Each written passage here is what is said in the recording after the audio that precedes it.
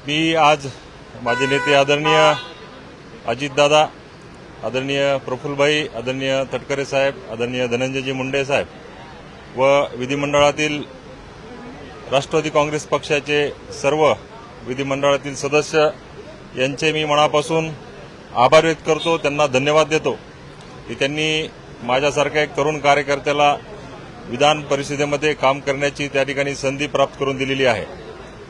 आता आपण विचारल्याप्रमाणे मी परभणी जिल्ह्यातनं येतो आणि विशेष मराठवाड्यातनं येतो।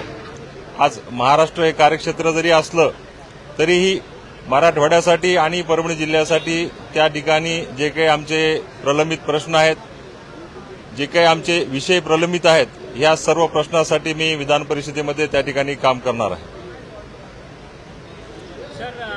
महायुतीमध्ये खरं तर तुम्ही 3 प्रमुख पक्ष आहेत आणि जवळपास शिवसेनेने जवळपास 93 विधानसभेच्या जागेवरती निरीक्षक म्हणून त्यांच्या पक्षाकडनं नेमलेले आहेत आणि दुसरीकडे भाजप दावा करते की जवळपास 150च्या आसपास जागा लढणार आहे। मग अजित पवार यांच्या पक्षाला किती जागा मिळू शकतात आणि ते किती लढू शकतात तुम्हाला काय वाटतं? आता महायुतीमध्ये सर्वांनी एकत्रित बसून त्या ठिकाणी निर्णय होणार आहे आणि जे वरिष्ठ नेते ठरवतील त्या जागा तिन्ही पक्षाच्या माध्यमातून त्या ठिकाणी लढल्या जाणार आहेत। मराठवाड्यामध्ये मराठा विरुद्ध ओबीसी हा वाद जो आहे तो मोठ्या प्रमाणात उफाळून आलेला आहे। मनोज जरांगे पाटील यांना सरकारने जो सगेसोऱ्यांचा शब्द दिलेला होता त्या संदर्भात काय आणि मनोज जरांगे पाटील यांच्या संपूर्ण आंदोलनाचं स्वरूप जे आहे ते लोकसभेच्या निवडणुकीत पाहायला मिळालं, तर त्याच पद्धतीने ते म्हणतात की भाजपच्या आमदारांना आम्ही पाडणार आहोत। याविषयी माझे सर्व वरिष्ठ नेते त्या ठिकाणी बोलतील, परंतु मराठा आरक्षणाविषयी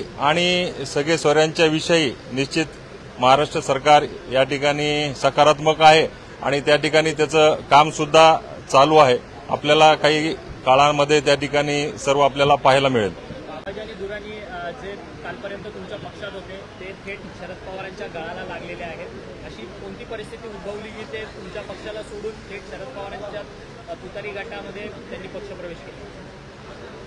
खऱ्या अर्थानं ते मागच्या अनेक दिवसापासून राष्ट्रवादी काँग्रेस पक्ष अजितदादांच्या गटामध्ये ते असुरक्षितता त्यांच्या मनामध्ये त्या ठिकाणी निर्माण झालेली होती आणि आपण पाहतो, आम्ही वारंवार सांगितले पक्षालाही की अनेक दिवसापासून त्यांची पक्षविरोधी त्या ठिकाणी कारवाई चालू होती।